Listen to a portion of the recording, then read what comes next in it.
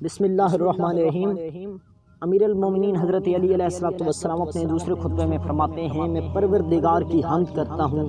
اس کی نعمتوں کی تکمیل کے لیے، اور اس کی عزت کے سامنے سر تسلیم خم کرتے ہوئے میں اس کی نافرمانی سے تحفظ چاہتا ہوں، اور اس سے مدد مانگتا ہوں کہ میں اسی کی کفالت اور کفایت کا محتاج ہوں۔ وہ جسے ہدایت دے دے وہ گمراہ نہیں ہو سکتا، جس کا وہ دشمن ہو جائے اسے کہیں پناہ نہیں مل سکتی، جس کے لیے وہ کافی ہو جائے کسی کا محتاج نہیں ہو سکتا۔ اس حمد کا پلہ ہر باوزن شے سے گراں تر ہے، اور یہ سرمایہ ہر خزانہ سے قیمتی ہے۔ میں گواہی دیتا ہوں کہ اللہ ایک ہے، اس کا کوئی شریک نہیں ہے، اور یہ گواہی جس کے اخلاص کا امتحان ہو چکا اور جس کا نچوڑ عقیدت کا جز بن چکا ہے، میں اس گواہی سے تا حیات وابستہ رہوں گا اور اس کو روز قیامت کے ہولناک مراحل کے لیے ذخیرہ بناؤں گا۔ یہی ایمان کی مستحکم بنیاد ہے، اور یہی نیکیوں کا آغاز، اور اسی میں رحمان کی مرضی اور شیطان کی تباہی کا راز مضمر ہے۔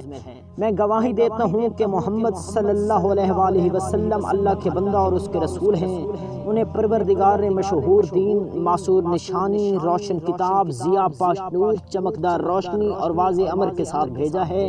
تاکہ شبہات زائل ہو جائیں اور دلائل کے ذریعے حجت تمام کی جا سکے، آیات کے ذریعے ہوشیار بنایا جا سکے اور مثالوں کے ذریعے ڈرایا جا سکے۔ یہ بعثت اس وقت ہوئی جب لوگ ایسے فتنوں میں مبتلا تھے جن سے رسمانی دین ٹوٹ چکی تھی،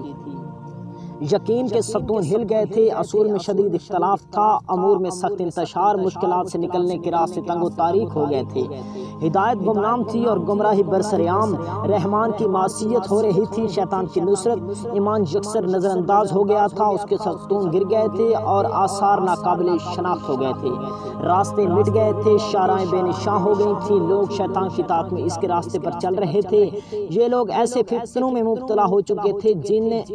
پیروں تلے روندا گیا تھا، سمو سے کچل دیا گیا اور خود اپنے پنجوں کے بل کھڑے ہو گئے۔ یہ لوگ فتنوں میں حیران، سرگرداں اور جاہل فریب خور تھے۔ پروردگار نے انہیں اس گھر یعنی مکہ میں بھیجا جو بہترین مکان تھا لیکن بدترین ہمسائے، جن کی نیند بیداری اور جن کا سرمایہ آنسو، وہ سرزمین جہاں عالم کو لگام لگی ہوئی تھی وہ جاہل محترم تھا۔